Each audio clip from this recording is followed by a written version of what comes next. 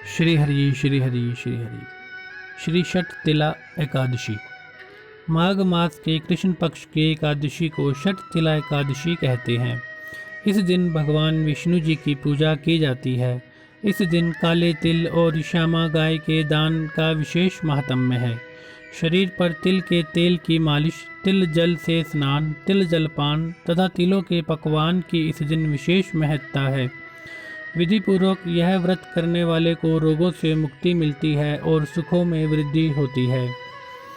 एक समय दालभ्य ऋषि ने महर्षि पुलस्त्य जी से पूछा कि हे महाराज, मृत्युलोक में मनुष्य ब्रह्म हत्या आदि अनेक महापाप करते हैं, पराये धन की चोरी और दूसरे की उन्नति को देखकर ईर्ष्या करते हैं तथा अनेक प्रकार के व्यसनों में फंसे रहते हैं, फिर भी उन्हें नरक प्राप्त नहीं होता। इसका क्या कारण है? न जाने वे कौन सा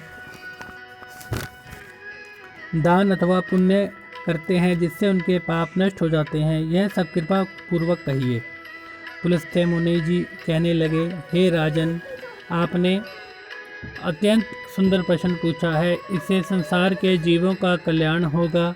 ब्रह्मा, विष्णु, रुद्र तथा इंद्र आदि भी इस गुप्त भेद को नहीं जानते, परंतु संसार के भले के लिए मैं आपको सुनाता हूँ। माघ मास के लगते ही स्नान आदि से शुद्ध हो इंद्रियों को वश में करके काम, क्रोध, लोभ, मोह, अहंकार, ईर्ष्या, अभिमान आदि त्याग कर भगवान का स्मरण करना चाहिए। पुष्य नक्षत्र में गोबर, कपास, तिल मिलाकर उसके कंडे उपले बनाने चाहिए। उन उपलों से 108 बार हवन करना चाहिए। उस दिन मूल नक्षत्र हो, साथ ही नित्य क्रिया से निवृत्त होकर देवादिदेव श्री भगवान विष्णु जी का पूजन और एकादशी का व्रत करें।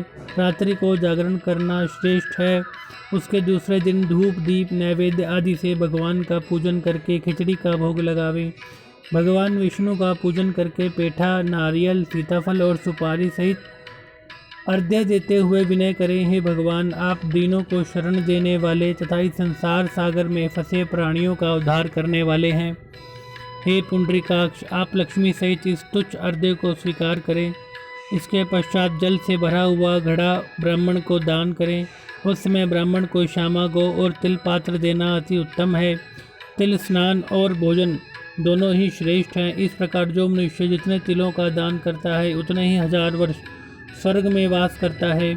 तिल मिश्रित जल में स्नान, तिलों का उपटन, तिल मिश्रित सामग्री से हवन, तिल मिश्रित जल को पीना और भोजन में तिलों का प्रयोग तथा तिलों का दान, यह 6 कार्य षठ तिला कहलाते हैं। इनको करने से अनेक प्रकार के पाप नष्ट हो जाते हैं। इतनी कथा कहकर पुलस्त्य ऋषि जी कहने लगे कि एक समय नारद जी ने भगवान श्री विष्णु जी से यह प्रश्न पूछा था और भगवान ने षठ तिला एकादशी का जो महात्म्य नारद जी से कहा था वह तुमसे कहता हूँ। भगवान विष्णु जी कहने लगे, हे नारद मुनि, मैं आंखों देखी एक सत्य घटना कहता हूँ, तुम ध्यानपूर्वक सुनो। प्राचीन काल में मृत्युलोक में एक ब्राह्मणी रहती थी।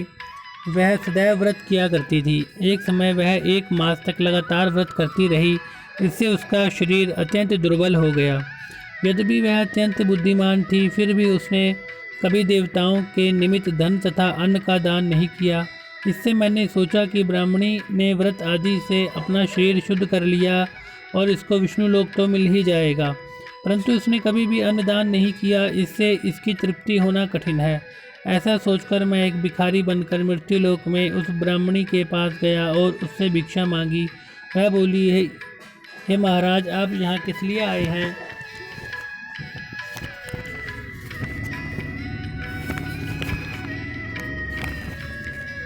मैंने कहा, हे ब्राह्मणी, मुझे भिक्षा चाहिए। इस पर उसने एक मिट्टी का ढेला मेरे भिक्षा पात्र में डाल दिया। मैं उसे लेकर स्वर्ग लौट आया। कुछ समय बीतने पर वह ब्राह्मणी शरीर त्याग कर स्वर्ग में आई। मिट्टी का दान करने से उस ब्राह्मणी को स्वर्ग में सुंदर महल मिला, परंतु उसने अपने घर को अन्न आदि सामग्रियों से शून्य पाया। तब वह मेरे पास आकर बोली, हे भगवान, मैंने तो अनेकों व्रत आदि द्वारा आपकी पूजा की, परंतु फिर भी मेरा घर अन्न आदि से शून्य क्यों है? मैंने कहा, पहले तुम अपने घर जाओ। देवताओं की स्त्रियां तुम्हें देखने के लिए आएंगी। उनसे षठ तिला एकादशी का पुण्य और विधि सुन लेना, तब ही द्वार खोलना।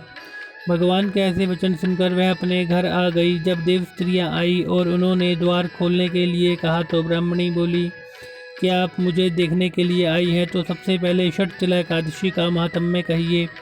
तब उनसे एक देव स्त्री ने षटतिला एकादशी का महात्म्य कह सुनाया। ब्राह्मणी ने महात्म्य सुनकर घर का द्वार खोल दिया। देवांगनाओं ने देखा कि वह ना तो गंधर्वी है और ना आसुरी वरन सांसारिक वृद्धा है। उस ब्राह्मणी ने देवियों के कथनानुसार षटतिला एकादशी का व्रत किया। उसके प्रभाव से वह देव कन्याओं के समान सुंदर और रूपवती हो गई और तथा उसका घर अन्न आदि समस्त सामग्रियों से भरपूर हो गया। श्री हरि श्री हरि श्री हरि।